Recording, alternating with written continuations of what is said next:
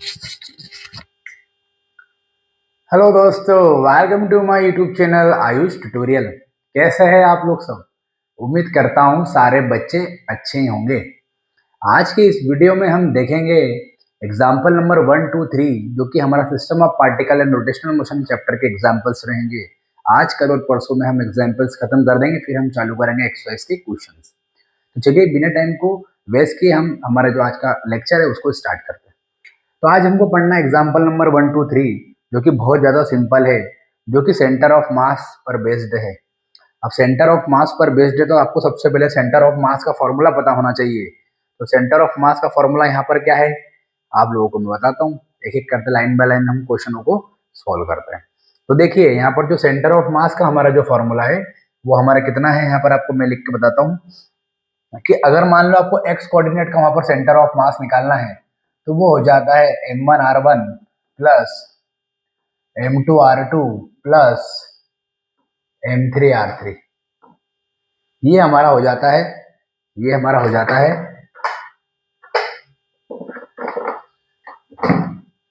ये हमारा हो जाता है m3r3 अपॉन, लाइट का थोड़ा इशू आ रहा था, m1 plus m2 plus m3, और y का कोऑर्डिनेट हमारा हो जाता है m1 ये भी m1r1 plus m2r2 plus m3r3 upon में m1 plus m2 plus m3। मतलब ये जो r1 है या r2 है, जो r3 है, ये पोजीशन y एक्सिस पे देखेंगे हम। ये r1 है या r2 r3 है, ये पोजीशन हम x एक्सिस में चेक करेंगे और हम x और y के कोऑर्डिनेट वहां पर निकाल लेंगे। बहुत ज्यादा सिंपल है, ये फॉर्मूला सबको याद रखना पड़ेगा। मतलब अगर आपको किसी भी बॉडी का सेंटर आपको निकालना है तो जैसे मान लेते कि ये प्लेन है, ये एक्स वाई प्लेन है और ये स्क्वायर है। अभी स्क्वायर का सेंटर अगर आपको निकालना है, सेंटर ऑफ मास अगर आपको निकालना है, बीच पे निकालना है, तो यहाँ पर वाई एक्सिस का कोऑर्डिनेट भी आता है, एक्स एक्सिस का भी आता है। तो ये जो पॉइंट हो जाता है ये हो जाता है एक्स कॉमा वाई, जिस वजह से हमको एक्स और वाई की वैल्यू निकालना पड़ता है। और एक्स की वैल्यू इस फॉर्मूले से निकाली जाती है और वाई की वैल्यू इस फॉर्मूले से निकाली जाती है। सबको समझ में आ रही होगी बात? तो यही दोनों फॉर्मूले को यूज करके हम क्या कर सकते हैं, एक्स वाई कोऑर्डिनेट के ऊपर वैल्यू निकाल सकते हैं। यहाँ पर भी वही चीज यहाँ पर को दिया हुआ, जैसे पेज नंबर आपको एनसीईआरटी में दिख जाएगा, वहां पर ओपन करना, वहां पर एग्जांपल नंबर 1, 2, 3। तो यहाँ पर हम चालू कर रहे हैं हमारा एग्जांपल नंबर 1, 2, 3। आप लोग ध्यान से देखिए, देखिए ये पहला हमारा एग्जांपल नंबर 1।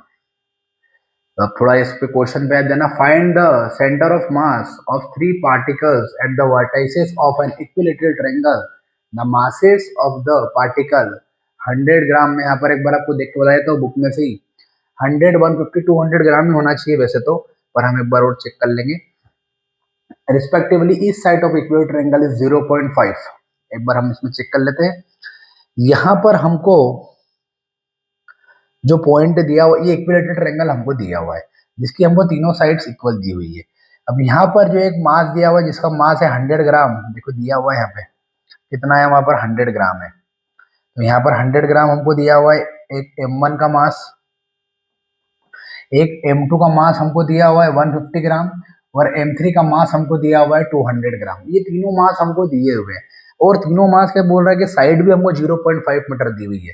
तो यहाँ से लेके यहाँ तक जो 0 मीटर हमको यहाँ पर साइड भी हमको दी हुई है, ये भी 0.5 हो जाएगी और ये भी जो हो रही है वो 0.5 हो जाएगी। मतलब इक्विलैटरल ट्रायंगल है और हमको तीनों साइड्स के वहां पर साइड्स भी हमको पता है 0.5 वहां पर है। अब देखना बहुत सिंपल क्वेश्चन हो गया है, ये बहुत ज्यादा सिंपल क्वेश्चन हो गया।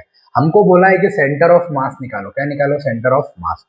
तो मतलब देखो, एक हमारा मास यहाँ पर है, एक हमारा मास यहाँ पर है और एक हमारा मास यहाँ पर है। इन तीनों को अगर हम ज्वाइन कर देते हैं, तो जैसे इसको यहाँ से ज्वाइन किया, इसको यहाँ से ज्वाइन किया, और यहाँ पर हमको बीच में सेंटर ऑफ मास मिल जाता है। ये बीच में हमको सेंटर ऑफ मास मिल जाता है जो कि एक्स प्लेन में भी आ रहा है और वाई प्लेन में आ रहा है। मतलब हमको एक्स कॉमा वाई निकालना है। हमको क्या निकालना है, एक्स कॉमा वाई निकालना है। और एक्स कॉमा वाई का फॉर्मूला मैंने अभी आपको जस्ट बताया, वही फॉर्मूले का हम यूज करके हम इसको फाइंड आउट कर लेंगे। तो देखिए हम कैसे सेंटर ऑफ मास हम निकालेंगे। आप लोग वैल्यू याद रखना, 100 के बाद यहाँ पर m2 मास है 150 और 200। ठीक है, मासेस तो मुझे याद हो गए। एक्स और वाई हमको निकालना है। ठीक है, अब यहाँ पर हमको एक चीज और पता करनी है कि यहाँ पर ये जो पॉइंट है ये किस पर लाई कर रहा है। तो देखिए यहाँ पर ये जो ट्रायंगल है यहाँ पर ओरिजिन पर है, तो इसका जो कोऑर्डिनेट हो जाएंगे x, y या x1 y1 जिसको हम बोलेंगे वो 0 0 हो जाएंगे, क्योंकि देखो यहाँ पर ये ओरिजिन पर लाई कर रहा है, और ओरिजिन पर लाई कर रहा है मतलब उसके x y कोऑर्डिनेट 0 0 है। यहाँ पर कुछ कोऑर्डिनेट बन जाएंगे और यहाँ पर भी कुछ कोऑर्डिनेट बन जाएंगे। जैसे यहाँ पर बुक की मदद से हम आपको बताते हैं निकाल के कोऑर्डिनेट वहां पर क्या बन जाएंगे।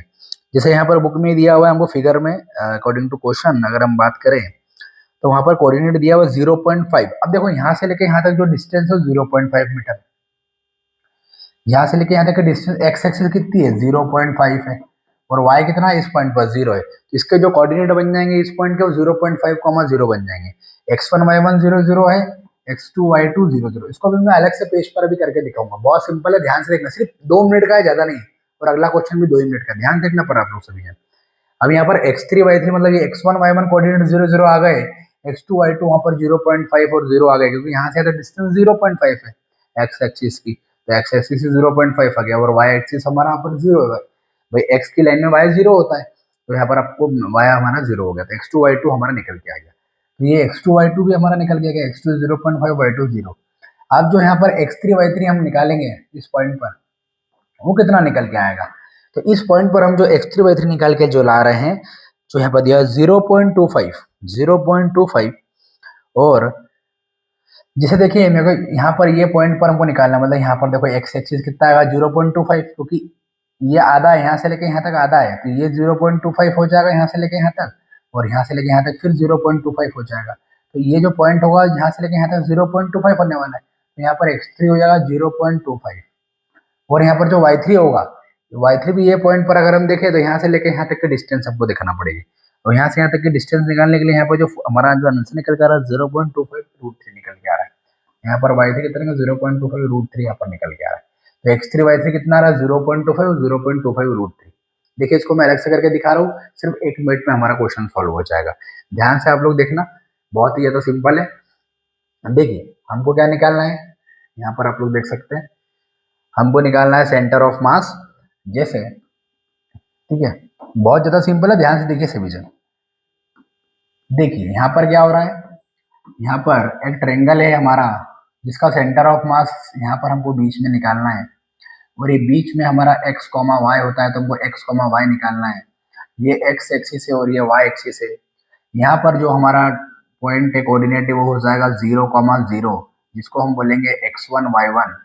यहाँ से लेके यहाँ तक की जो डिस्टेंस थी वो थी 0.5, इसलिए ये जो पॉइंट हमारा बन जाता है ये बन जाएगा 0.5, 0, क्योंकि x एक्सिस पे 0.5 और 0 जो हमने पहले लिखा था वही हम लिख रहे हैं यहाँ पर।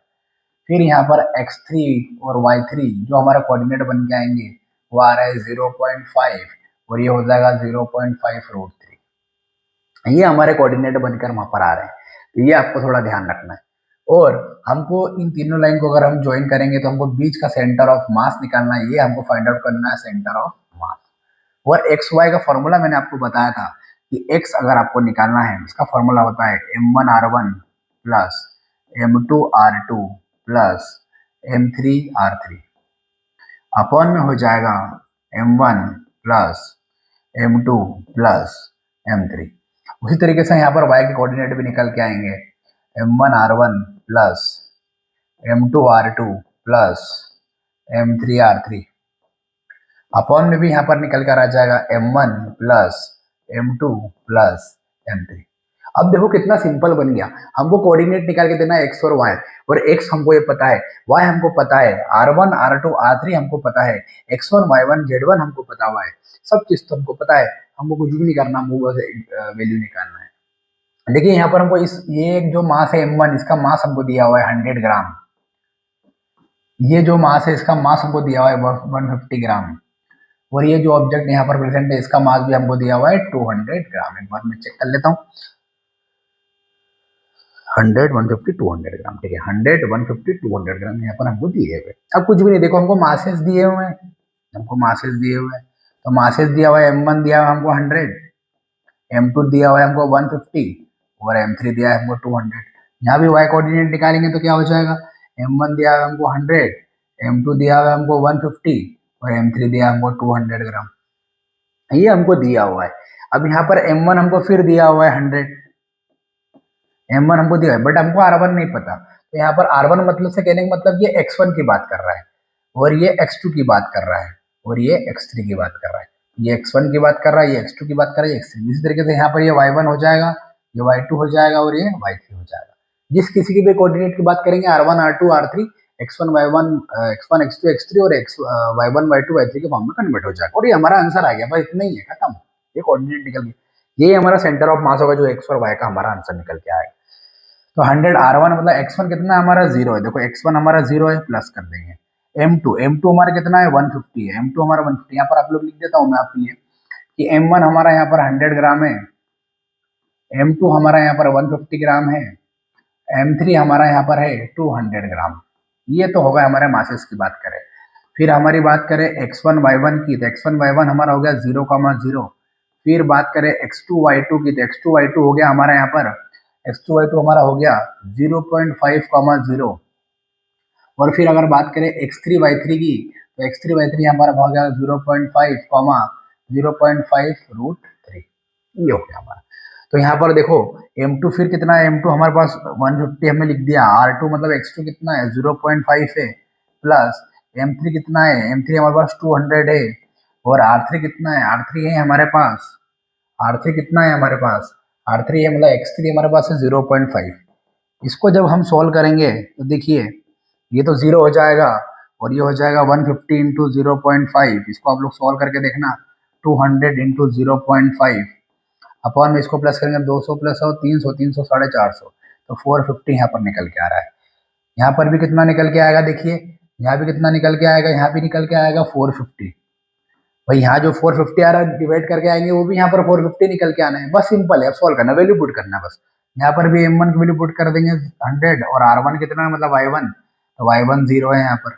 m2 कितना है, m2 कितना है भैया, m2 कितना है 150 है, और y2 यहाँ पर कितना हो जाएगा, y2 हमारा 0 हो जाएगा। यहाँ से लिख लेना, वैल्यू सारी मैंने लिख दी है यहाँ पर। प्लस मतलब यहाँ पर ऊपर से m3 r3 बचना है, बाकी ये 0 मल्टीप्लाई करेंगे 0 हो जाएगा, ये मल्टीप्लाई करेंगे 0 हो जाएगा।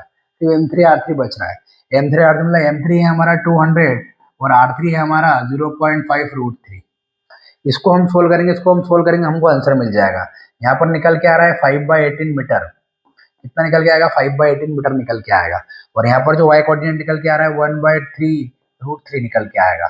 तो हमारा जो सेंटर ऑफ मास निकल के आ रहा है x, y वो हमारा निकल के आ रहा है 5/18 1/3√3। ये हमारा निकल के आ रहा है 5/18 1/3√3। ये हमारा एक्स वाई कोऑर्डिनेट, ये हमारा सेंटर ऑफ मास निकल कर आ जा रहा है। सेंटर ऑफ मास हमारा निकल कर आ जा रहा है। बोलिए कोई दम है क्वेश्चन में? एग्जाम्पल 1 में कोई भी दम नहीं है। बस आपको क्या करना है, एक्स और वाई के कोऑर्डिनेट निकालना है। m1 r1 plus m2 r2 plus m3 r3 अपन m1 plus m2 plus m3 है। यहाँ r1 r2 r3 इसका मतलब x1 x2 x3 है। ये r1 r2 r3 यहाँ पर y की चीज निकाल रहे तो y1 y2 y3 हो जाएगा। और x1 y1 कैसे निकालेंगे, x1 y1 हमारा 0 0 है, x2 y2 हमारा 0.5 है। समझ में आ रही होगी बात आपको? इस तरीके से हम क्या निकालते हैं, किसी भी ऑब्जेक्ट का सेंटर ऑफ मास हम निकालते हैं। फॉर्मूला आपको याद हो गया होगा, m1 r1 plus m2 r2 plus m3 r3 अपन m1 plus m2 plus m3।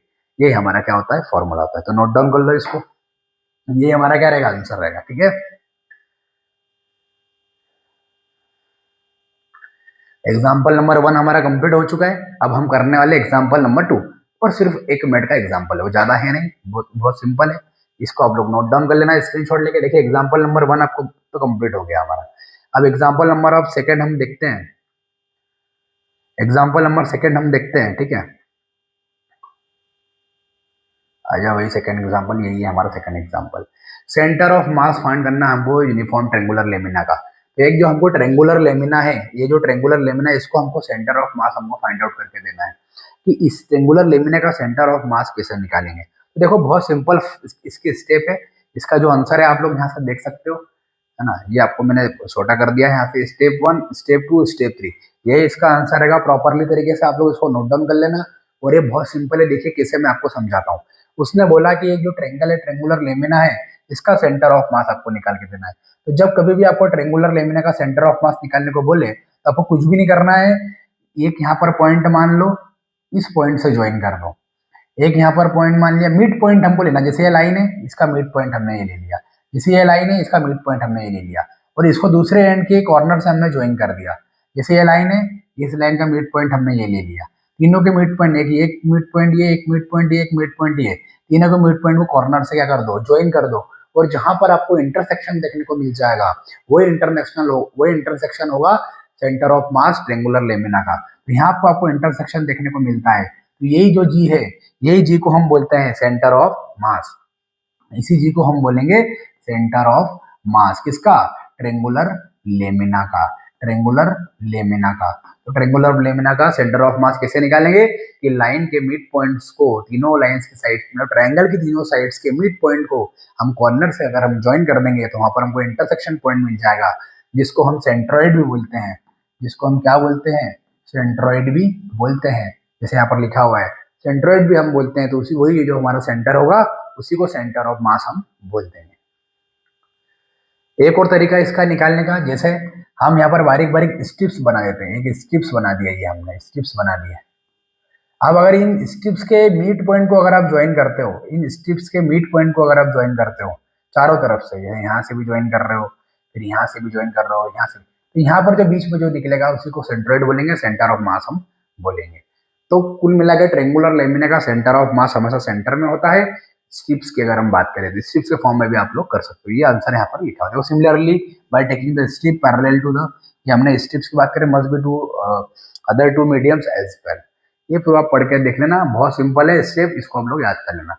सीधे तरीके से भी आप लोग जैसे सीधी भाषा में जो एनसीईआरटी में आंसर दिया वो भी आप लोग लिख सकते हो, सीधा 2 लाइन में आंसर वहां पर दिया हुआ है।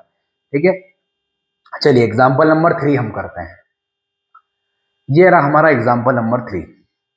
दिखने में थोड़ा डरावना लग रहा है, इसका एनसीईआरटी में डायग्राम बहुत सिंपल तरीके से बना हुआ है, मैं आपको बना के अभी समझा दूंगा। ये दिखने में ये सब बहुत ज्यादा, इसमें ये वाला एग्जाम्पल सॉल्यूशन इसमें से मत करना, मैं अभी करा रहा हूँ उसमें से करना। एग्जाम्पल नंबर 1 हमारा कंप्लीट हो चुका, मैंने करा दिया। एग्जाम्पल नंबर 2 हमने पीडीएफ में देख लिया। एग्जाम्पल नंबर 3 में अभी आपको करा रहा हूँ। और आज के 3 एग्जाम्पल हमारे खत्म। कल हम करेंगे 4 एग्जाम्पल, परसों हम करेंगे 5 एग्जाम्पल, और हमारे जो एग्जाम्पल से इस चैप्टर के वो भी पूरी तरीके से कंप्लीट हो जाएंगे। बस जो मैं पढ़ाता हूँ 9, 10, 11, 12 फिजिक्स, उससे बाहर बिल्कुल भी नहीं जाने वाला है। मेरे चैनल को सब्सक्राइब करें और ज़्यादा से ज़्यादा शेयर करें, और भी बच्चों को बताएं कि नया चैप्टर 3 से 4 दिन में और स्टार्ट होने वाला है। ग्रेविटेशन चैप्टर हम चालू करेंगे, तो कोई भी मिस ना करे, बहुत मजेदार चैप्टर है। अर्थ के बारे में हम स्टडी करेंगे, ग्रेविटी अर्थ पे कितनी होती है, अर्थ के ऊपर कितनी होती है, अर्थ के बिलो कितनी होती है, सारी चीजें। जी हाँ, बिलो भी हम चेक करेंगे, सब चीजें हम करेंगे। बस आप बने रहे मेरे साथ और मुझे सपोर्ट करें, क्योंकि आपके सपोर्ट के बिना हम कुछ भी नहीं है। जितना आप सहयोग करोगे उतना हम आपका सहयोग कर पाएंगे। तो देखिए, जैसे आपका एग्जाम्पल नंबर 3 कितने शानदार तरीके से सिर्फ 2 मिनट के अंदर समझा दूंगा, बहुत ज्यादा सिंपल है। देखो आपको सबको आता है, देखना कैसे। जितने बच्चे ऑनलाइन है ऑफलाइन, ध्यान देना सभी जन बच्चे, बहुत ही ज्यादा सिंपल है। देखो क्या करना है, यहाँ पर बोल रहा है सेंटर ऑफ मास निकालना यूनिफॉर्म एल शेप लेमिना का। तो यूनिफॉर्म एल शेप लेमिना हमको क्वेश्चन में दिया हुआ है, मैं आपको डायग्राम बना के दिखा देता हूँ, ठीक है, और उसमें हम सॉल्व करते हैं। देखिए अगर हो जाता है बड़ा तो फिर आपकी किस्मत, अरे हो गया भैया, चलो काम हो जाएगा आपका।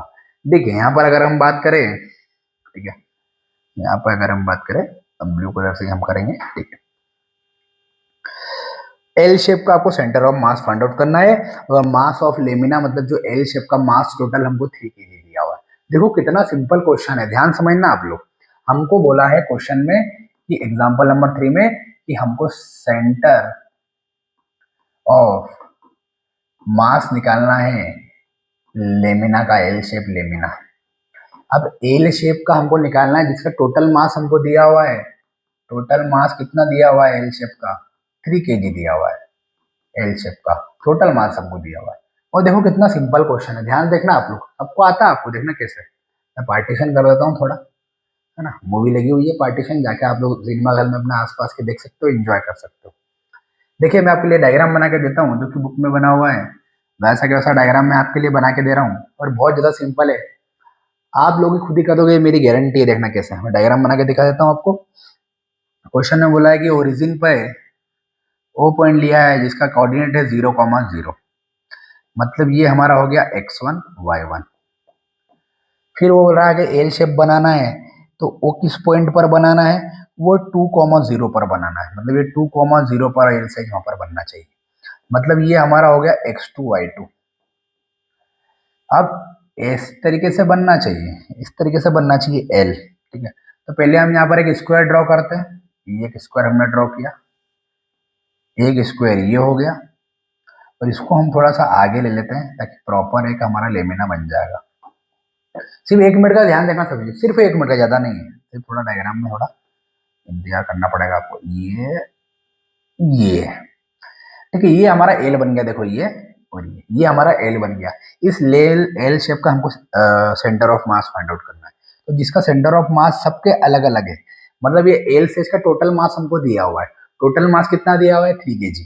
अब ये पूरा एल शेप का हमको सेंटर ऑफ मास दिया हुआ है 3 kg दिया हुआ है। कितना दिया हुआ है? 3 kg पूरे का।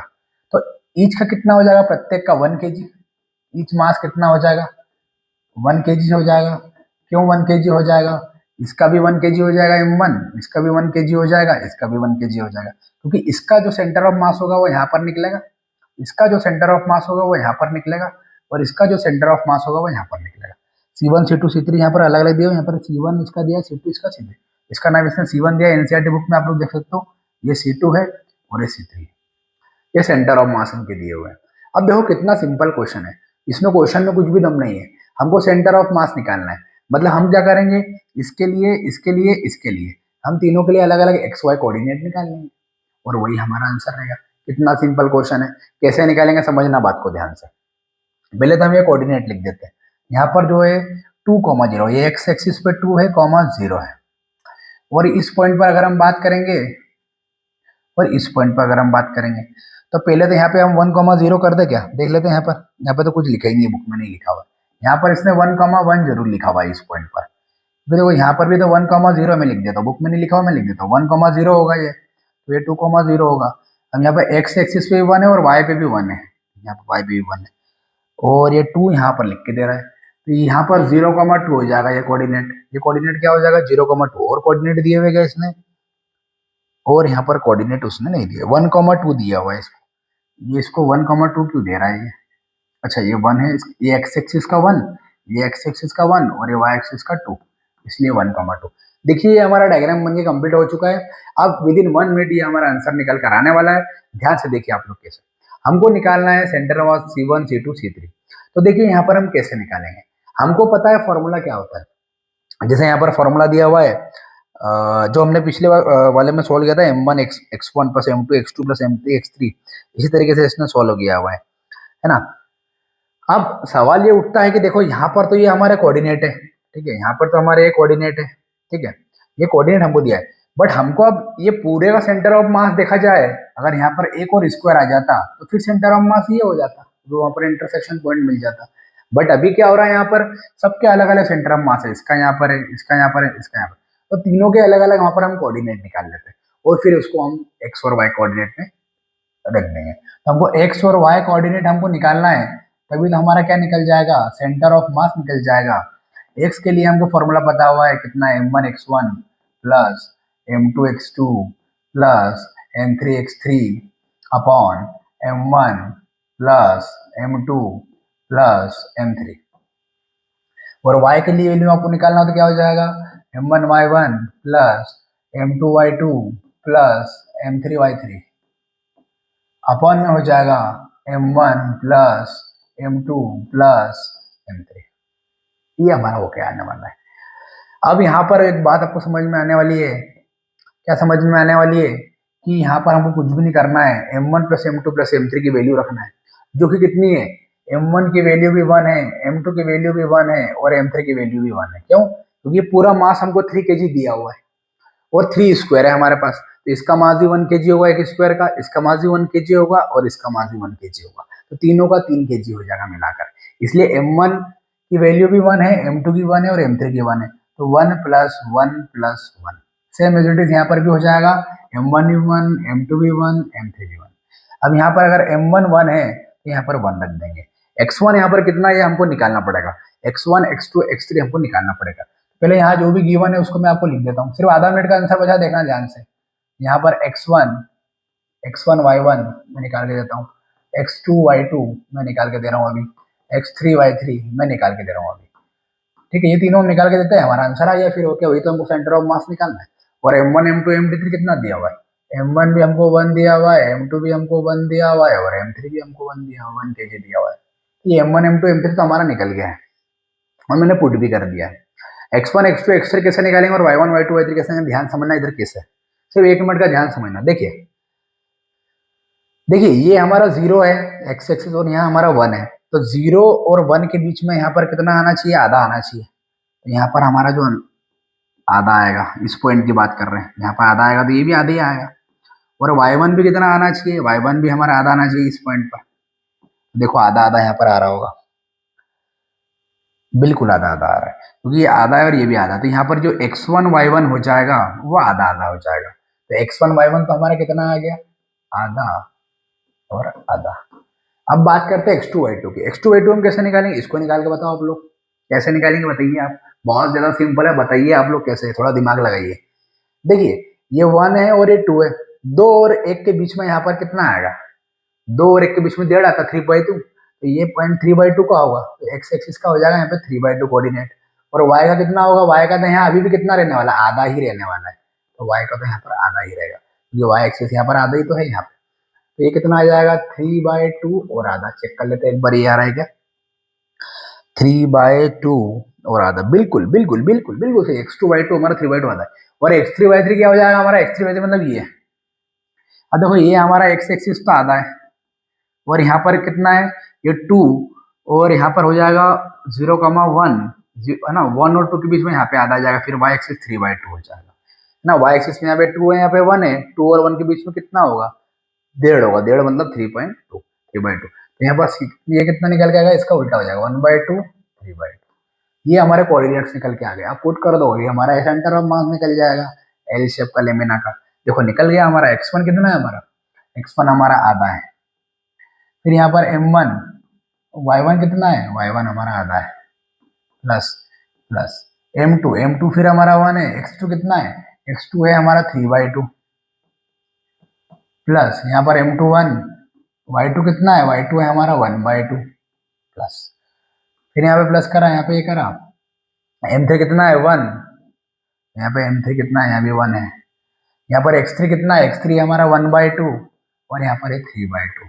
दोनों में मेरे हिसाब से यहाँ पर आंसर सेम आ रहे हैं। देखो इसको भी आप लोग सॉल्व करोगे तो भी आंसर सेम आएगा, इसको भी सॉल्व करेंगे तो वही हमारा आंसर आने वाला है, क्योंकि नीचे तो तीनों प्लस करेंगे 3 आ जाएगा, यहाँ भी 3 आ जाएगा।